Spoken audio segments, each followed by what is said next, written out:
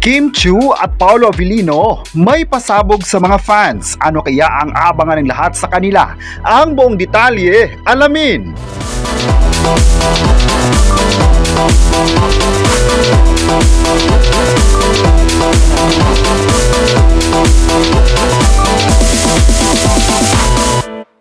Grabe na talaga ang excitement ng mga fans ng Kim Pao sa bagong pasabog nito. Kahit may issue si Kim Chiu, ay tuloy na ang kanilang bagong proyekto na Kopino.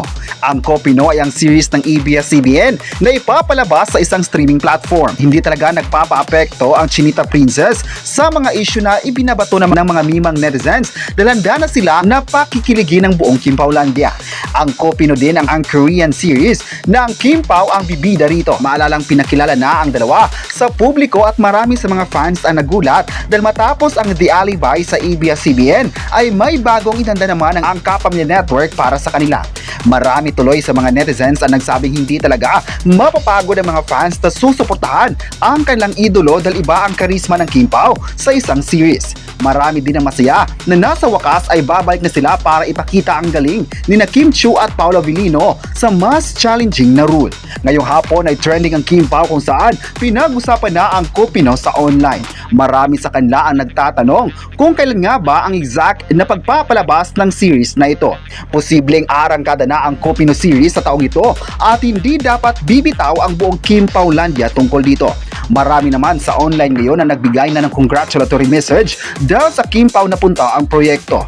Iba naman raw talaga ang chemistry ng dalawa at kahit anong mga proyekto ito na ibibigay sa kanila ay alam ng lahat na tatatak talaga. Say pa ng mga fans, mas grabe yung mga karakter nila dito dahil nakaka-proud na patuloy pa rin ang pag-ariba ng kanilang showbiz career. May nagsabi naman na hindi talaga pinapabayaan ng ABS-CBN ang Kim Pao dahil magaling din silang artist at napaka-passionated sa trabaho. Wala din silang mga problema sa mga direktor na nakatrabaho noon at nagustuhan talaga ang kanilang attitude. May nagsabi naman na aabangan talaga ito ng mga tao dahil bigatin ng upcoming series na ito. Ayon naman ng mga sulit kapamilya fans, sana patuloy pa rin ang paayuda ng Kim Pao sa Discord. Marami talaga ang nag-aabang sa kanila dahil bukod sa magaling na ito ay maganda din ang pakikitungo nila sa mga fans. Kaya mahal na mga tao ang kanilang paboritong love team ng ABS-CBN. May hirit naman ng mga fans na sana after ng Kopino ay gagawa naman sila ng movie this year dahil matagal na rin silang hindi napapanood sa big screen.